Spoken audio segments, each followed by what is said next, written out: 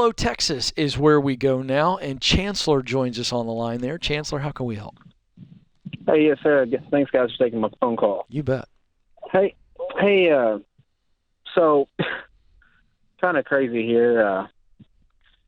I am at a point now to where my wife and I were completely out of debt, and we did the baby steps, and we got Gazelle Intense, and seems as if the Gazelle intensity has kind of taken over our lives. We don't really know where to go from here, and it's not a bad situation by any means. You know, we have a nice savings account, 15% going to our retirement, and we got our kids' college funds on the way. We're building them. However, we still have an influx of money, and we don't know what to do now. So you've got leftover cash after 4 and 5, and you're wondering, what do we do with it? Yes, sir. How much money are we talking? Right now we have about $56,000 in cash. That's on top of your emergency fund? Yes, sir. Well, I'm sorry. 41,000. We have 56,000 total. Okay. 41,000 is your emergency fund? 15,000. Oh, okay. Okay, so we got 15 in the emergency fund. What's outside of the emergency fund in cash? $41,000. Okay, there we go. All right, now we're cooking with gas. So you've got baby step 6, paying off the house early, and you're saying, hey, we've been going real hard. Is it okay for us to slow down and enjoy our lives? Yeah, I guess so. I guess my fear is, with college tuition being so expensive, I just don't know how much, what's the cap, where to stop, where to start. I mean, really just, right, yeah. I mean, my kids are my biggest How old are these worry kids? at this point. Well, I have a 9-year-old stepson, and I have a 1-year-old daughter. Okay, we've got 17 years till college, and we've got another 9 years till college. You got plenty of time. You guys have done really well. I'm not super worried about them being able to afford going to college debt-free with the way you guys have handled your finances. Is that what you're worried about? Will we be able to afford it? Yeah, I am worried about that. I am. But more or less, I would like my kids, I'm 27 years old. My wife's 29, but I fear every day that I just don't want my kids needing anything ever. Yeah. If that makes sense. Well, I mean, you're a great dad for wanting that, but I don't want you living in this fear. You said I'm living in fear every day.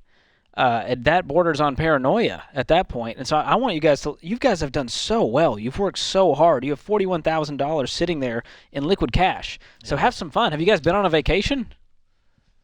Well, we do. We do enjoy our vacations. We do. We go Chancellor, on about 2 a year. Chancellor, can I speak to you as a dad of 3?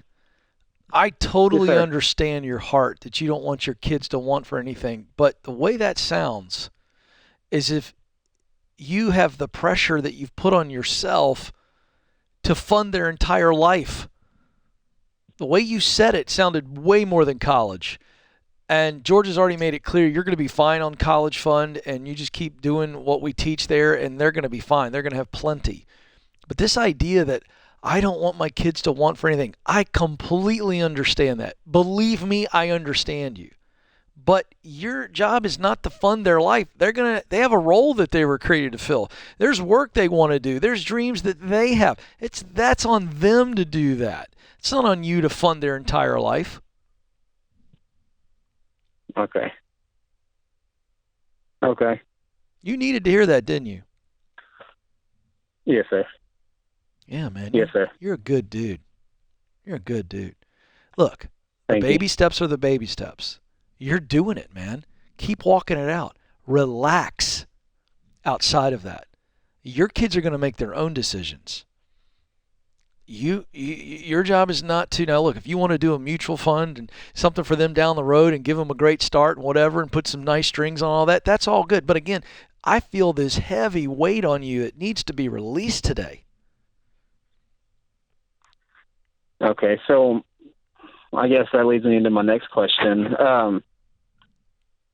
what could I start doing? You know, like I have a really good job. I can't complain about my job. However, I don't absolutely love my job. Mm-hmm. But, you know, I have this dream of, you know, working for myself. Great. Or, tell me what that would be. Yeah. I don't care how pretty it sounds and how great of a business plan you have. Tell me what right now in this very moment you would do for yourself if you knew you couldn't fail. What kind of business? What would you do? and honestly, I think I would do landscaping. It's fantastic. I truly love landscaping. I've done fantastic. it. I did it. Okay. Now listen, No. Chancellor, you're in a position, man, where you can start to plan this out and start this thing on the side with no risk. How much money do you make in your current job? Well, it's a little bit. It fluctuates quite a bit, but I'd say between 130 and 150. All right, so let's just pick 150 as a number you would want to replace. And if I promised you that you could make 150 today running your own landscaping business, how quickly would you resign? Right now. That's it, my man. So here's the deal. What is it going to take for you to eventually start that business and take care of your family in that business? Well, there's a couple ways you could do this. You could keep busting it the way you're busting it. You got some money right here, George. He's got some money that can begin to be the seed for starting that landscaping business. And maybe you do it on the side and you hire a couple young guys and you're the face of it, and you build this thing up, you build it up, and you get enough money in that landscaping business account that you've got 6 months of your salary there, and you know, if I just go at this full time, I've got the pipeline full, I can go. This becomes a math equation. That's Right. Start today. Start pursuing today by planning and thinking through, how would I do it? What's the best way to do it? Save it all up and step into it, or start it on the side and establish it? I really like starting it on the side and establishing it, by the way. And Chancellor, you can do that now, can you not? Yes, sir. I actually, you know, I have about 10 yards a week I do right now. Oh, look at There we that. I go. had a sneaky suspicion, George, that he was already dabbling. My yard's next, man. I'm so glad people have the passion for landscaping, Ken, because I have zero. Yeah. So listen, Yeah. man, you have done so well. You're 27 years old. You make $150,000. Yeah. You're in baby step 6. You have a pile of cash. You need to let go of this fear and start getting excited about your life again. Your kids are going to be fine. You need to start dreaming and really going after this thing like Ken's talking about. Yeah, and you've got it. Chancellor, those 10 yards, every nickel that you make, or rather keep after you pay for the, you know, the lawn care equipment and all the things in gas, right? That's just going in that side account. And I'm building that side account up, and I'm building it, and I'm building it, and I'm building it. And I'm trying to figure out, can I put 6 months of my salary, what I currently make, in that account? And I'm building up the clients, and I'm going, I know that I can blow this thing wide open. And there's no risk here, George. You know, we talk about stepping from the boat right on the dock. Yeah. That's what this side hustle is. And then he's going to be in such great financial shape that he doesn't have the pressure that a lot of entrepreneurs face. It's amazing how many times people get their financial life in order and then they can focus on purpose and career.